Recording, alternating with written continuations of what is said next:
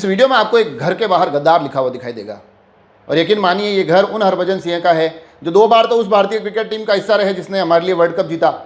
Bharat Australia के उस ऐतिहासिक टेस्ट मैच को कौन भूल सकता है जहां हमारा सीना गर्व से चौड़ा हो गया था। तो जो खिलाड़ी हमारे लिए कई बार गर्व और खुशी के क्षण लेकर आए हैं, वो हरभजन सिंह अब सिर्फ इसलिए गद्दार हो गए हैं क्योंकि वो आम आदमी पार्टी छोड़कर भारतीय जनता पार्टी में जा चुके हैं। राजनीतिक पाले बदलना कोई पहली बार नहीं हुआ है, मगर एक ऐसे व्यक्ति के घर के बाहर गद्दार लिख देना जो कि इस देश का गौरव है, ये अपने आप में चर्चा और चिंतन का विषय है। इस पर आपकी प्रतिक्रियाओं की भी मुझे जरूरत पड़ेगी। मगर उसके साथ साथ आम आदमी पार्टी से भी ये पूछा जाना चाहिए कि जब इनको राज्यसभा भेजा जा रहा था तब कहा गया था कि बहुत अभूतपूर्व खिलाड़ी हैं, बहुत गौरवशाली खिलाड़ी हैं, तो अचानक सिर्फ इसलिए कि उन्होंने पार्टी बदल दी वो गौरवशाली से गद्दार हो गए। हालांकि हरभजन सिंह को लेकर तो ये चर्चा बहुत पहले से चल रही है।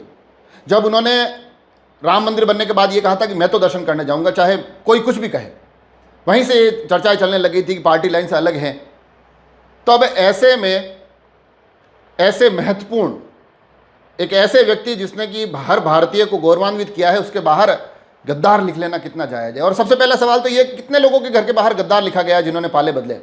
कई ऐसे चेहरे हैं जो कांग्रेस और भाजपा छोड़कर आम आदमी पार्टी में आए। क्या आम आदमी पार्टी उन्हें गद्दार की संज्ञा देती है? यहाँ तक कि पंजाब के मुख्यमंत्री भगवंत मान, वो स्वयं दूसरे दल से आम आदमी पार्टी में आए। तो इस लिहाज से तो अगर पाला बदलने को ही अगर गद्दारी की संज्ञा दी जाती है तो वो भी गद्दार हुए।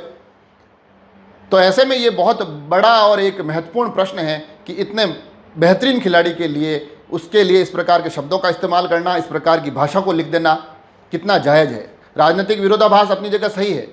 राजनीतिक आप कितनी भी टिप्पणियां कीजिए, कितनी भी प्रतिक्रियाएं दीजिए, किसी भी तरह से उनकी आलोचना कीजिए, ये सब बहुत सही माना जा सकता है, ये सब स्वीकार्य है। मगर इस तरह से घर के बाहर जाकर गद्दार लिख लेना, पुलिस की उपस्थिति में लिख देना, और पुलिस वहां पर ऐसा लग रहा है कि रोकने की कम कोशिश कर रही है और रोकते हुए दिखने की एक्टिंग ज़्यादा कर रही है।